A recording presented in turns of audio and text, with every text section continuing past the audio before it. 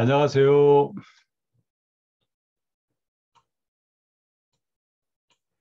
예, 10과 고린도 후서 본문 읽기 시작하도록 하겠습니다. 10과는 좀 분량이 깁니다. 그래서 좀 빠르게 진행하도록 하겠습니다. 이 10과에서 바울은 자신에 대한 변호를 세 번째 단원, 다섯 번째 단원, 일곱 번째 단원에서 상당히 길게 자신에 대한 변호를 합니다. 그래서 이 고린도후서는 상당히 개인적인 그런 편지라 해도 과언이 아닐 정도로 자신을 변호합니다. 이유가 있겠지요. 네, 그런 이유들을 함께 살펴보겠습니다. 먼저 서신의 서두에서 바울은 고린도 교회 성도들에게 어떻게 인사를 하는가 1장 2절 보면은 은혜와 평강이 있기를 원한다. 이게 바울이 서신을 쓸 때마다 일상적으로 하는 이 인사법이 은혜와 평강을 함께 나누기를 원하는 그런 인사를 하고 있습니다. 바울의 기도와 축복입니다. 바울은 고린도 교회를 향한 감사를 전하면서 우리가 믿는 하나님을 어떻게 표현하고 있습니까? 하나님을 바울은 우리 구주, 우리 주 예수 그리스도의 하나님, 자비의 하나님, 모든 위로의 하나님, 모든 환난 중에 있는 자들을 능히 위로하게 하신 하나님, 이렇게 표현하고 있습니다. 우리가 받는 위로는 누구 때문에 넘치게 된다고 했는가요? 1장 5절에 그리스도 때문에 넘치게 된다라고 그렇게 표현하고 있습니다. 세 번째, 바울은 고린도 교인들에 대한 소망이 견고한 이유가 무엇 때문이라고 했습니까? 이 고린도 교회가 은사가 풍성하고 은혜가 넘치고 교인들 간에 어떤 재력 있는 사람이 많고 좋은 조건이 있지만 이들의 가장 큰 약점은 서로 분열되고 팔을 나누고 서로 싸우고 이런 것들이 심합니다. 그러니까 여기에 대해서 이제 바울이 말하는데 바울이 사실은 얼마든지 실망할 수 있지만 그러나 이들에 대한 소망을 갖는 이유가 무엇일까? 이유는 그들이 고난을 두려워하지 않고 서로 위로가 넘치기 때문에 바울이 여전히 기대감과 그리고 소망이 있다라고 말하고 있습니다. 바울 자신의 진정성과 사도 권위에 대한 변호입니다. 바울은 자신이 여러 고난을 겪는 이유가 무엇 때문이라고 했나요? 바울이 사실 이렇게 하지 않아도 얼마든지 그는 잘 살 수 있는데 이렇게 고난받으며 사는 이유가 무엇일까? 그 이유는 오직 하나님만 의지하게 하려고 자신이 이런 고난을 받게 된다라고 그렇게 고백하고 있습니다. 고난 속에서 복음 전하는 바울이 고린도 교인들에게 도움을 요청하는데 그 도움은 무엇입니까? 바울은 고린도 교인들에게 재정적인 지원 또는 사랑을 보내줄 것 그것이 아니고 기도해 주기를 당부합니다. 그러니까 중보의 기도를 요청하는 거지요. 왜 우리가 인사할 때 내가 당신을 위해 기도하겠습니다. 또 부교님을 위해 기도하겠습니다. 이런 인사가 중요한 것은 그만큼 중보 기도의 역할이 얼마나 중요하냐는 것을 우리에게 일깨워주고 있습니다. 저는 새벽 기도할 때마다 우리 많은 성도들이 또 많은 분들이 이 새벽 기도에 참여하는 게 정말로 감사하게 생각합니다. 특별히 새벽 기도에는 중보 기도의 장입니다. 이런 중보 기도가 우리에게 정말로 필요하다. 이것을 알 수가 있지요. 바울이 고린도 교인들을 향해서 우리를 향해 정말로 바라는 바는 무엇일까요? 바울이 고린도 교인들이 바울에게 서로에게 자랑이 되었으면 좋겠다. 이걸 우리 시대에 적용한다면 우리가 교회에 자랑이 되고 교회는 우리에게 자랑이 되고 담임자관은 성도들에게 자랑이 되고 성도들은 담임자관에게 자랑이 되고 이런 서로에게 자랑이 되는 것이 그만큼 필요하다 이것을 강조합니다. 바울은 고린도 교회들을 향해서 그리고 우리를 향해 하나님의 약속의 성취와 그 결과에 대해 어떻게 변합니까? 하나님의 약속은 얼마든지 그리스도 안에서 이해가 되니 그런즉 그로 말미암아 우리가 아멘하여 하나님께 영광을 돌리게 하느니라. 하나님 그러니까 약속이 성취가 되니까 결국에는 하나님께 영광이 된다고 말하고 있습니다. 바울은 자신을 굳건하게 해서 사도로 세우신 분이 누구라고 했습니까? 바울은 자신을 사도로 세운 분은 하나님이시다. 사사로이 세운 게 아니고 하나님이 나를 사도로 세웠다 이것을 강조하고 있습니다. 바울이 고린도 교회의 주관자가 아니라 고린도 교인들이 기뻐하도록 돕는 자가 되려는 이유가 무엇 때문이라고 했습니까? 이것은 사실은 이 교회를 개척하고 교회를 세우고 교회가 성장하면은 이 가장 크게 나타나는 문제점이 뭐냐면은 누군가가 교회를 주장하려는 것입니다. 교회는 결코 누구도 주장할 수가 없습니다. 바울도 고린도 교회를 주장할 수 있습니다. 얼마든지 권리를 내세울 수 있고 얼마든지 대접을 받을 수 있습니다. 그러나 바울은 그렇게 하지 않는 이유가 뭘까? 그것은 고린도 교인들을 믿음에 굳게 서게 하기 위해서 그렇다고 밝히고 있습니다. 바울이 걱정과 눈물로 편지 쓰는 이유를 말합니다. 바울이 정말로 많은 걱정과 눈물로 이 서신을 쓰는 이유가 뭘까? 그들을 사랑하기 때문에 그래서 이렇게 걱정과 눈물로 쓰고 있다고 밝히고 있습니다. 바울은 교회와 성도들을 근심하게 하는 사람이 있을 경우에 그 사람을 어떻게 하라고 했나요? 사실 교회마다 모든 사람이 다 천사이고 모든 사람이 구원받은 사람이고 모든 사람이 다 좋은 사람이고 그런 것은 아닙니다. 문제 있는 사람들이 있습니다. 그럴 때 어떻게 하라고 했나요? 어떻게 해야 하나요?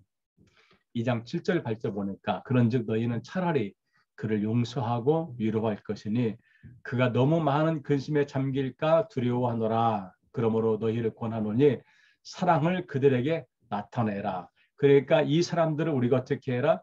사랑해주고 위로해주고 감싸주라라고 당부하고 있습니다. 이렇게 해야 되는 이유가 무엇일까요? 우리가 교회 안에서 문제를 일으키는 사람들을 위로해주고 감싸주고 사랑해야 되는 이유가 무엇일까요? 그것은 우리가 사탄에게 속하지 않기 위해서 그렇습니다. 사탄이 무엇입니까? 사탄은 분열하고 분란을 일으키고 싸우게 하는 것인데 우리가 이런 것들 때문에 싸우지 않게 하기 위해서 즉 사탄에 속하지 않기 위해서 우리가 교회에서 어려움을 이런 일을 만드는 사람이 있을지라도 위로해주고 감싸주고 사랑하기를 당부하고 있습니다. 바울이 고백한 그리스도인은 어떤 사람입니까? 2장 15절 16절 우리는 구원받는 자들에게나 망하는 자들에게나 하나님 앞에서 그리스도의 향기니 이 사람에게는 사망으로부터 사망에 이르는 냄새요 저 사람에게는 생명으로부터 생명에 이르는 냄새라라고 말합니다. 그래서 이 말씀을 종합해 보면 우리는 생명의 냄새가 나는 그리스도의 향기다라고 말할 수가 있습니다. 바울은 고린도 교인들의 정체성을 어떻게 표현합니까? 이것은 고린도 교인들뿐만 아니고 모든 성도들에게 해당되는 정체성의 정의입니다. 3장 3절 너희는 우리로 말미암아 나타난 그리스도의 편지니 이는 먹으로 쓴 것이 아니 오직 살아계신 하나님의 영으로 쓴 것이며 또 돌판에 쓴 것이 아니 오직 육의 마음판에 쓴 것이라 라고 표현합니다. 모세가 받은 돌판 돌에 썼습니다. 십계명입니다. 히브리 백성들을 잘 지켰나요? 지키지 않았습니다. 이것을 알고 있는 바울이 지금 말하는 것은 이제는 그리스도가 우리의 마음판에 썼다. 그래서 하나님의 영으로 쓴 그리스도의 편지다. 이만큼 우리의 신분이 중요하다는 얘기입니다. 바울은 우리를 일꾼으로 세운 것은 율법이 아니고 영으로 했다고 말합니다. 바울은 율법과 영을 어떻게 구분하고 있나요? 율법은 사람을 죽이고 정죄하는 역할을 한다면 영은 살리는 역할을 한다. 그래서 우리는 그리스도의 하나님의 영으로 쓰여진 그리스도의 편지가 되는 이유가 바로 여기에 있습니다. 13번째, 바울이 모세 율법과 그리스도 율법을 비교합니다. 그리스도의 복음을 비교합니다. 모세의 율법의 수건으로 마음을 덮은 것 같이 말하는데 이때 수건은 의혹이나 또는 불신을 말하는데 그리스도에게로 돌아가면은 또 즉 믿으면은 율법의 수건이 벗겨져서 즉 의혹과 불신이 다 해결되어서 주 영광에 참여하게 된다라고 말씀합니다. 바울이 이렇게 될 수 있는 비결이 무엇이라고 합니까? 3장 17절 주는 영이시니 주 영이 계신 것은 참된 자유가 있다. 그리고 우리가 주님께로 돌아가면은 우리 안에 주 영이 계시기 때문에 우리가 주 안에서 참된 자유를 누릴 수가 있다. 주님께로 돌아간다는 겁니다. 왜? 그 안에 참된 자유가 있기 때문에 그렇습니다. 14번째, 바울이 선교 여행하며 전파하는 것은 무엇이라고 선언합니까?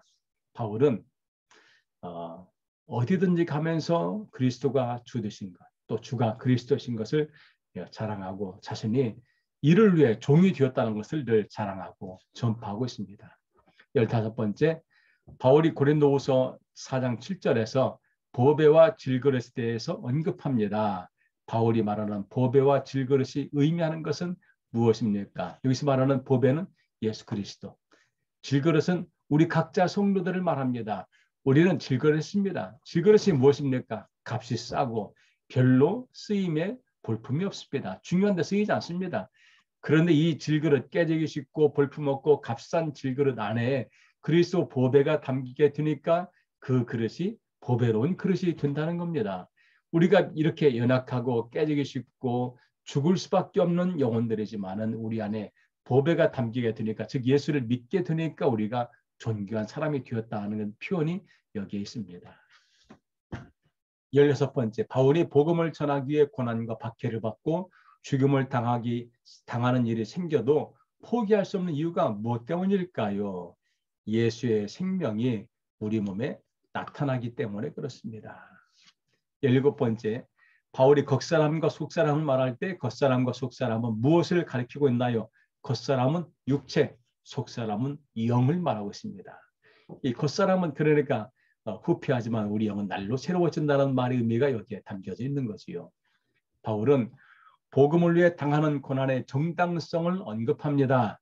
우리가 보이지 않는 것에 관심을 가져야 되는 이유가 무엇 때문일까요? 4장 18절 볼까요? 우리가 주목하는 것은 보이는 것이 아니요 보이지 않는 것이니 보이는 것은 잠깐이요 보이지 않는 것은 영원함이라. 보이는 것은 잠깐이고 보이지 않는 것은 영원하기 때문에 그렇습니다. 우리 육체 보이는 것입니다. 영원하지 않습니다. 우리 영 안 보입니다. 영원합니다. 지금 이런 논리로 말하고 있습니다. 19번째, 그리스도의 죽음은 절망이 아니라 소망이 되는 이유에 대해서 바울은 어떻게 설명하고 있습니까? 5장 1절, 만일 땅에 있는 우리의 장막이 무너지면 하나님께서 지으신 집 곧 손으로 지은 것이 아니요 하늘에 있는 영원한 집이 우리에게 있는 줄 아느니라. 지금 바울은 우리 몸을 장막이라고 표현했습니다. 땅에 있는 장막, 이것은 영원하지 않습니다. 그러나 하늘에 있는 영원한 집이 있기 때문에 우리에게 소망이 있다는 것을 우리에게 말씀해 주고 있습니다. 20번째, 바울은 고린도후서 5장 9절을 자기 삶의 목적으로 밝히면서 고린도 교회 성도들과 우리 그리스도인들의 삶의 목적도 여기에 두라고 당부했습니다. 바울이 말하는 삶의 목적이 무엇입니까? 주를 기쁘시게 하는 것. 우리 삶, 바울뿐만 아니라 우리 모두가 다 우리 삶의 목적은 주를 기쁘게 하는 삶이 되어야 할 것입니다. 21번째, 바울은 그리스도와 우리의 관계를 도식화했습니다. 어떻게 했나요? 그리스도는 우리를 위해 십자가에서 죽으셨습니다. 우리를 대신해서 십자가에 돌아가신 그리스도를 위해서 살게 하신 겁니다. 그분이 우리를 위해 십자가에서 죽음을 당하셨고 우리는 십자가에서 죽음을 당하신 그분을 위해 살게 하셨다. 이것이 그리스도와 우리의 관계로 말해주고 있습니다. 바울은 그리스도를 믿는 이들의 삶의 근원적인 변화에 대해 어떻게 선언하는지 찾아 쓰십시오. 이것은 찾아 써야 합니다. 그런즉 누구든지 그리스도 안에 있으면 새로운 피조물이라. 이전 것은 지나갔으니 보라 새 것이 되었도다. 우리는 과거의 사람이 아닙니다. 우리는 변화되었습니다. 새로운 피조물이 되었습니다. 이것을 말하고 있습니다. 23번째, 바울은 모든 그리스도인들이 해야 할 일과 그 일을 위한 도구와 직분이 무엇이라고 했습니까?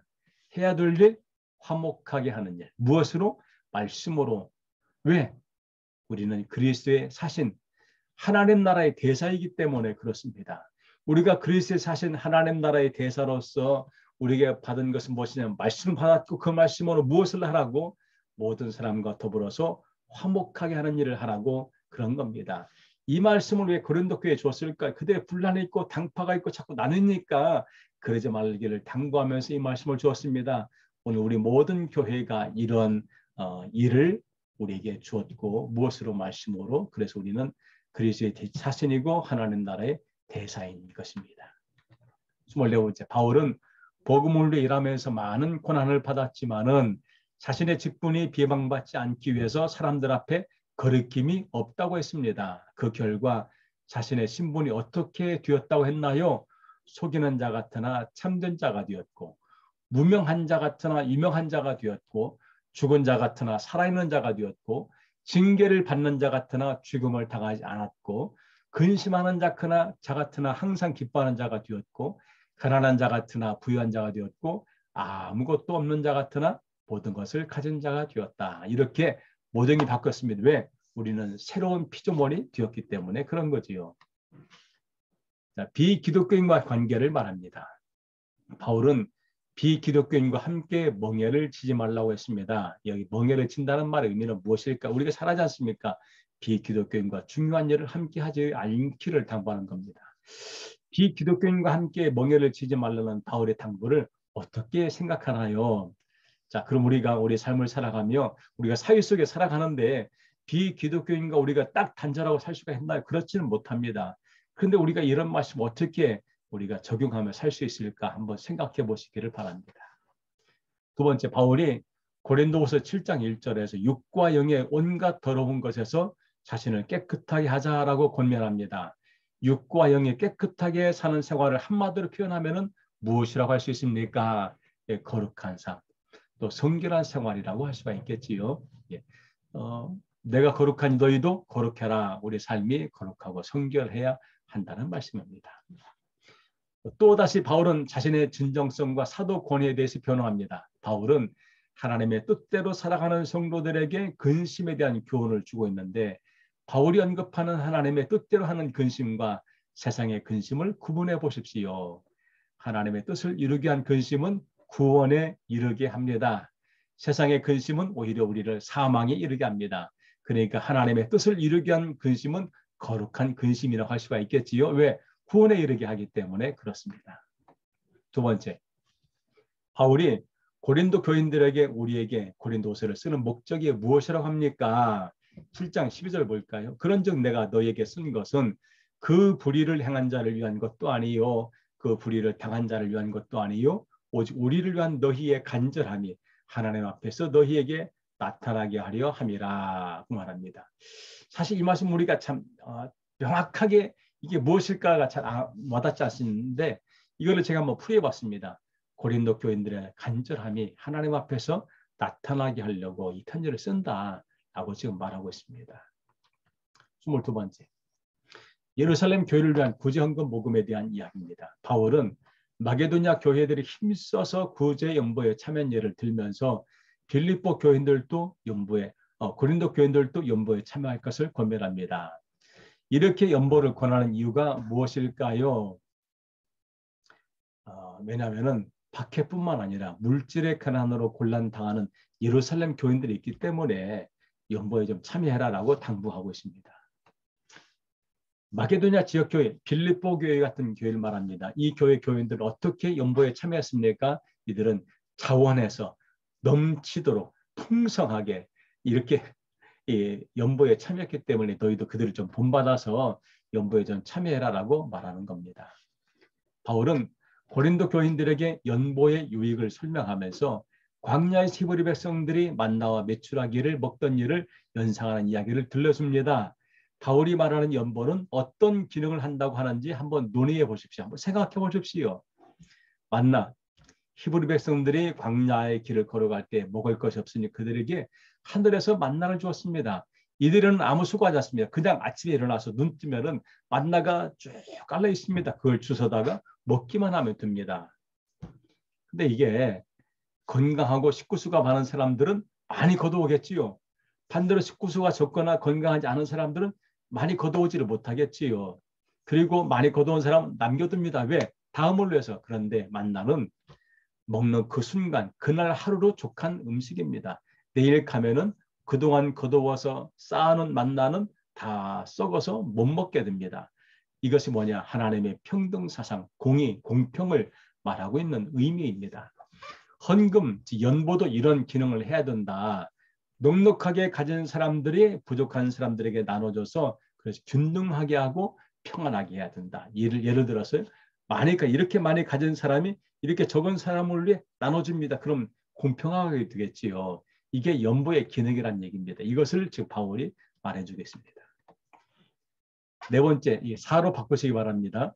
바울은 연보할 때 어떤 마음으로 참여하기를 당부하는가? 9장 7절 볼까요? 각각 그 마음에 정한 대로 할 것이요 인색함으로나 억지로 하지 말지니 하나님은 즐겨내는 자를 사랑하느니라. 그러니까 인색과 억지로 하지 말고 즐거운 마음으로 해라. 이겁니다. 5번, 번호 5번입니다. 바울은 연보하는 것을 교회 내에서 어떤 직무라고 했나요? 이게 중요합니다. 바울은 9장 11절 12절 봅니다. 이 봉사의 직무가 성도들의 부족한 것을 보충할 뿐 아니라 사람들이 하나님께 드리는 많은 감사로 말미암아 넘쳤느니라.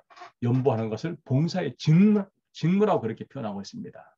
그만큼 중요하다는 이야기가 되겠지요. 바울의 사도적 변호 또 나옵니다. 복음을 전하며 살아가는 성도에게 주시는 무기가 있습니다. 10장 4절 우리의 싸우는 무기는 육신에 속한 것이 아니요 오직 견고한 진도 무너뜨리는 하나님의 능력이라. 모든 이론을 무너뜨리며, 그러니까 이론적으로 아무리 논쟁하면 소용이 없습니다. 하나님의 능력이 중요합니다. 그래서 우리가 살아가는 모든 삶의 성도들이 이기게 하는 힘은 어디서 오냐? 하나님의 능력에서 온다. 두 번째, 그리스도께서 우리에게 권세를 주신 목적이 무엇일까? 그것은 무너뜨리고 와해하고 분당을 축하는 것이 아니고 우리를 모두를 세워가기 위해서, 서로를 세워가기 위해서 하나님께서 우리에게 권세를 주셨다. 누가 칭찬을 해줘야 진정으로 옳은 사람으로 인정을 받게 되나요? 우리가 인간인 고로 우리가 선한 일을 하고서 누군가에게 인정받지 못하면 서운할 때가 있습니다. 솔직히. 그런데 바울이 이 마음을 너무나 잘 알기 때문에 우리에게 이렇게 말합니다. 옳다. 인정함을 받는 자는 자기를 칭찬한 자가 아니요 오직 주께서 칭찬하시는 자니라. 그러니까 주님께 인정을 받아라. 사람들한테 인정받고 사람들한테 존경받으려 하지 말고 주님께 인정을 받아라 라고 말하고 있습니다. 네 번째, 바울은 자신을 사랑하는 이들, 즉 자기를 내세우고 자기를 인정받으려 하는 이 사람들을 어떻게 표현했나요? 거짓 사도이고 속이는 일꾼이고 또 그리스도의 사도로 가장하는 자라고 그렇게 표현하고 있습니다. 다섯 번째, 바울이 자신을 변호하면서 정말로 자랑하고 싶은 것은 무엇이라고 했습니까? 내가 부득불 자랑할진데 내가 약한 것을 자랑한다. 왜? 내가 강한 채 해봐야 아무런 내게 돌아온 게 없으니까 오히려 차라리 약한 것이 낫지 않냐 이것입니다. 바울은 자신의 몸에 고치지 못하는 가시를 주신 이유가 무엇이라고 했나요? 여기 가시는 고통, 고난을 말합니다. 이것은 바울을 자만하지 않게 하려고. 왜? 바울은 자만할 수 있는 조건이 얼마든지 있습니다. 이것을 내세우지 혹시라도 그럴까 봐 이런 육체의 고통이 있다는 것을 인정합니다. 바울이 자신의 가시를 위해 무려 3번이나 기도했음에도 그 질병이 떠나지 않았습니다. 그 이유가 무엇일까요? 약한 때가 강하기 때문이라. 그 말의 의미는 약한 때가 바로 하나님의 능력이 나타나는 때이기 때문에 그렇습니다. 그래서 우리가 약한 것이 좋은 줄 압니다. 예, 바울은 자신의 사도로서 다른 사도와 비교해봐도 전혀 손색이 없음을 강조합니다. 바울 스스로가 사도가 되었다고 주장하는 표식은 무엇일까요? 참는 것. 바울은 정말로 잘 참았습니다. 표적, 능력과 기사가 나타납니다. 능력, 행함 이런 것들이 내가 사도인 것을 스스로 증명하고 있다고 말하고 있습니다. 바울은 겸손한 사람이었지만은 자신의 사도직을 강하게 변호하기 위해서 다른 사도와 자신을 비교합니다. 어떻게 했을까요? 가장 크다고 하는 사도와 비교해도 내가 부족하지 않다. 여기에 가장 크다는 사도는 누구일까요? 당연히 베드로이지요. 그러니까 바울은 스스로가 이렇게 자신을 변호하고 있습니다. 바울이 고린도 교회에 편지를 보내거나 고린도 교회를 방문하려는 목적이 무엇일까요? 그 목적은 간단합니다. 교인들 간에 덕을 세우기 위해서. 그러니까 저도 목회하면서 교회에서 가장 중요한 덕목이 무엇일까? 아마도 덕을 세우는 것이 아닐까 생각합니다. 사실 우리가 사랑 말하면 사랑하기 쉽지 않습니다. 그런데 덕을 세우는 것은 그렇게 어렵지 않은 것 같습니다. 바울같이만 하면은 덕을 세울 수가 있겠지요. 11번째, 바울은 자신의 약함과 강함에 대해 어떻게 설명했습니까? 그리스도가 약해서 십자가의 못을 받겠지만은 하나님의 능력으로 살아나셨다. 사도 바울이 그리스도 안에 약했습니다. 왜? 고린도 교회 성도들에 대해서 약합니다. 그런데 하나님의 능력 때문에 그리스도와 함께 살아나게 되었다는 것을 말하고 있습니다. 결론입니다. 바울이 마지막 축복과 같은 권면의 구절을 읽고 괄호를 채우시오. 마지막으로 말하느니 형제들아 기뻐하라. 온전하게 하며 위로를 받으며 마음을 같이하며 평안할지어다. 또 사랑과 평안의 하나님이 너희와 함께 계시리라. 거룩하게 입맞춤으로 서로 분한하라. 오늘은 여기까지 하겠습니다. 감사합니다.